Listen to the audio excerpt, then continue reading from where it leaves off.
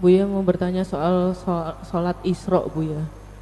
Ada yang bilang kalau sholat Isra itu harusnya dari subuh, setelah sholat subuh jangan pindah dulu, tetap di tempatnya, duduk sampai menjelang waktu Isra baru melakukan sholat Isra, setelah itu dilanjutkan duha, Buya.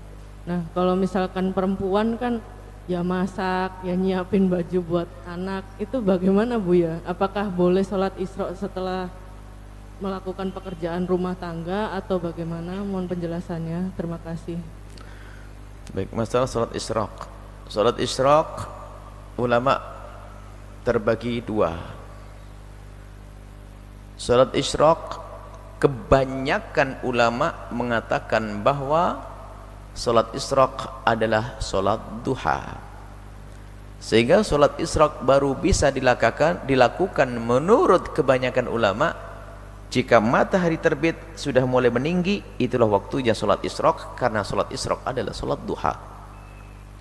Ada sebagian kecil para ulama, dan ini juga boleh diamalkan, bahwa yang namanya salat isyraq adalah bersama isyraqnya, bersama suruknya, bersama terbitnya matahari.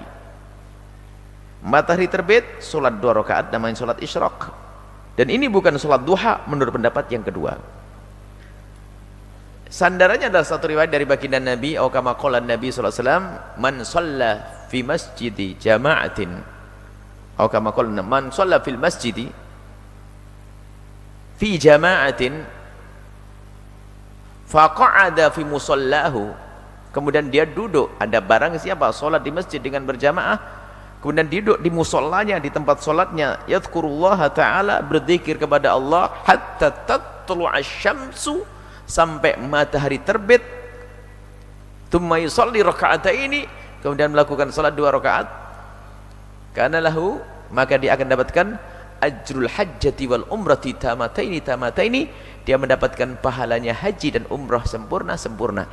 Nah ini dari riwayat inilah ulama mengatakan bahasanya dihimbau salat isyraq, caranya adalah Anda salat di masjid, duduk, membaca zikir, baca salawat sampai terbit matahari, baru salat isyraq.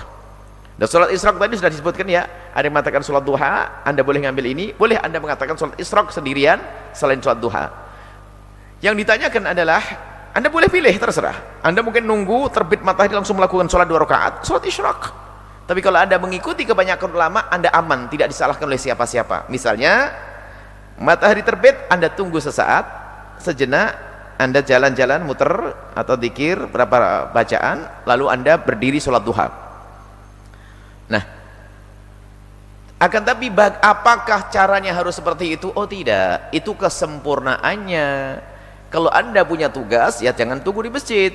Anda misalnya harus masak, harus pergi kantor sambil jalan, tapi upayakan di saat itu Anda dengan Allah, sambil naik mobil baca zikir kepada Allah Subhanahu wa taala sampai nanti melakukan salat duha. Baik. Kemudian ada faedah lain lagi, maka salat sunnah itu sunnah dilakukan di masjid, sunnah dilakukan di rumah. Cuman namanya salat sunnah lebih baik dilakukan di rumah. Kecuali salat duha bagi orang yang subuhnya di masjid. Jangan. Semua sholat sunnah lebih baik dilakukan di rumah. Kalau kita melakukan qobliyah subuh di masjid, bagus. Tapi kalau kita melakukan di rumah, lebih bagus lagi. Jadi semua sholat sunnah itu lebih bagus di rumahnya sendiri, semakin tersembunyi lebih bagus. Kecuali sholat duha, karena sholat duha, sholat isyraq tadi, yaitu bagi yang tinggal di masjid. Jadi kalau sudah di masjid, langsung melakukan agar mendapatkan pahala haji dan umrah, itu selesai ya.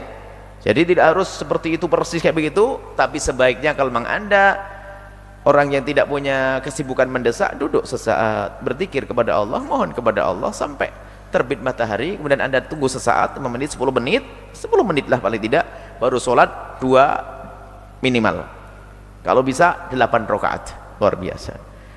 Kalau di mobil pun juga boleh. Misalnya Anda punya persiapan ngambil air wudhu, sambil berjalan naik mobil, nyopir, sekitar matahari terbit kelihatan langsung Anda sambil nyopir, kabira walhamdulillah katsira.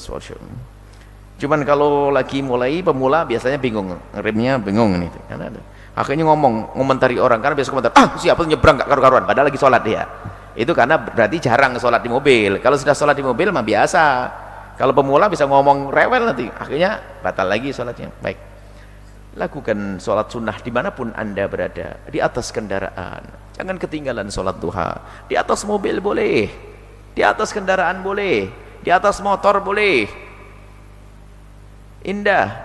Jangan sampai, pokoknya ibadah-ibadah kelas berat ini jangan sampai ditinggalkan. Qobliyah ba'diyah, kalau ketinggalan dikodok nanti.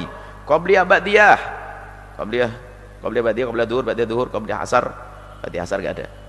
Sebelum maghrib, setelah maghrib, sebelum isya, setelah isya, sebelum subuh, setelah subuh tidak ada. Kemudian witir jangan ditinggalkan. Witir 1, 3, 5 sampai 11. Kemudian sholat duha yang sering disebut juga dengan istilah sholat isyraq, bagi yang mengatakan duha adalah isyraq. Wallahu a'lam bishawab.